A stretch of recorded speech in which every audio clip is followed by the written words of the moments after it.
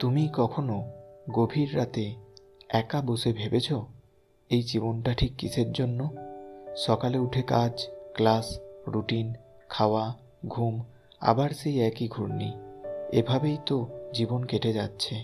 কিন্তু এই জীবনের কি আদৌ কোনো অর্থ আছে, কোনো উদ্দেশ্য আছে, নাকি আমরা কেবলই এক দুর্ঘটনার ফল?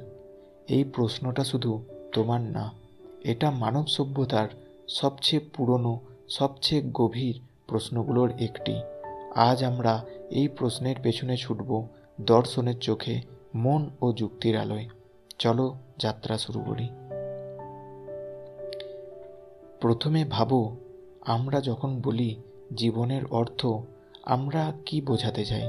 এটা কি ঈশ্বর প্রদত্ত কোনো উদ্দেশ্য, নাকি সমাজ, পরিবার, ধর্ম, সংস্কৃতি এসবের দেওয়া একটা কল্পিত মানে, নাকি জীবনের কোনো স্বাভাবিক অর্থ আদৌ নেই? এই তিনটি সম্ভাবনার ভিতর থেকেই গড়ে উঠেছে দার্শনিক দুটি ধারা, অস্তিত্ববাদ বা এক্সিস্টেন্সিয়ালিজম আর অর্থহীনতাবাদ বা অ্যাবসার্ডিজম। অস্তিত্ববাদ বলছে জীবন জন্মগতভাবে অর্থহীন, কিন্তু মানুষ তার চেতনা, বোধ ও সিদ্ধান্তের মাধ্যমে জীবনের অর্থ নিজে বানাতে পারে। এই মতবাদে সবচেয়ে গুরুত্বপূর্ণ নাম জেন পল সার্ত্রে। তিনি বলেছিলেন, মানুষ প্রথমে অস্তিত্ব লাভ করে, তারপর নিজের অর্থ নিজে তৈরি করে। Existence precedes essence. মানে কি? তুমি জন্মাচ্ছ, এটাই সত্যি, কিন্তু তুমি কে? তুমি কি করবে? তোমার জীবনের মানে কি? এসব তুমি নিজেই নির্ধারণ করবে। ঈশ্বর, সমাজ, ধর্ম কেউ এগুলো নির্ধারণ করবে না। এবং এই দায়িত্ব খুবই কঠিন, কারণ তোমার ওপরই সমস্ত দায়। তোমার ভুলও তোমার, তোমার গড়া মানেও তোমার। অস্তিত্ববাদ এই দায়কে দায়বদ্ধ স্বাধীনতা বা রেসপন্সিবল ফ্রিডম বলে। অ্যাবসার্ডিজম। কিন্তু এখানেই আসে অ্যাবসার্ডিজম বা অর্থহীনতাবাদ। এর প্রবক্তা অ্যালবার্ট কামু।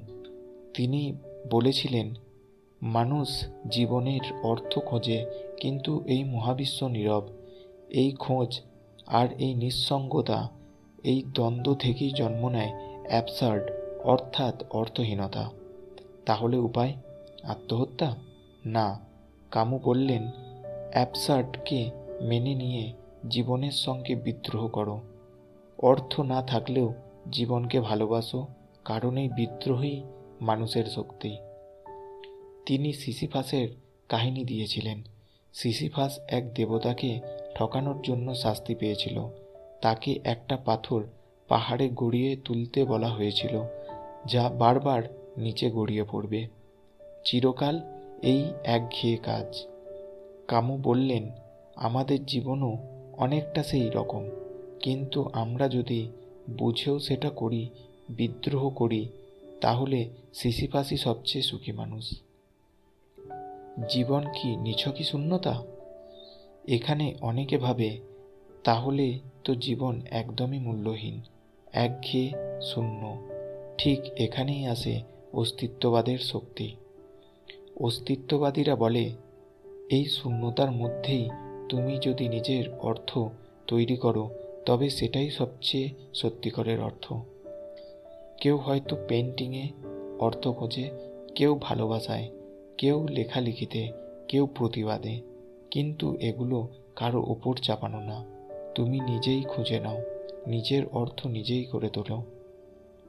তবে এই দার্শনিকতা মোটেই সহজ না, কারণ অর্থ নিজে তৈরি করতে গেলে লাগে সাহস, আত্মজিজ্ঞাসা এবং একা দাঁড়াবার শক্তি। এই ভাবনাগুলো তোমায় অস্থির করে তুলতে পারে। তুমি নিজেকেই প্রশ্ন করবে, আমি কেন বাঁচছি? আমার সিদ্ধান্তগুলো কি সত্যিই আমার? আমি কি সমাজের কৃত্রিম উদ্দেশ্যেই আটকে আছি?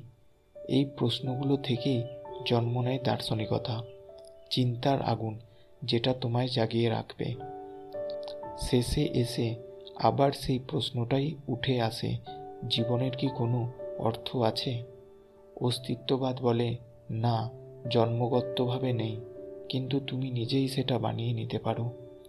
অ্যাবসার্ডিজম বলে, না, খোঁজার চেষ্টা অর্থহীন, কিন্তু তুমি জেনেও সেই অনর্থক খোঁজ চালিয়ে যাও। এই বিদ্রোহটাই তোমার শক্তি। একটা উত্তর নেই, কিন্তু প্রশ্নটা থাক, কারণ এই প্রশ্নটাই তোমায় মানুষ করে তোলে। তুমি যদি আজকের আলোচনায় কিছুটা হলেও নিজের ভেতরে একটা আলো দেখো, একটা নতুন প্রশ্ন জাগে তোমার মনে, তাহলে আমাদের কথোপকথনের মানে ছিল। জীবনের অর্থ যদি নাও থাকে, আমরা অন্তত এটুকু বুঝতে পারি, এই প্রশ্নটাকেই জিইয়ে রাখা আমাদের সবচেয়ে বড় দায়িত্ব। এটাই কসমিক ডায়লগের কথা। আবার দেখা হবে এক নতুন প্রশ্ন নিয়ে।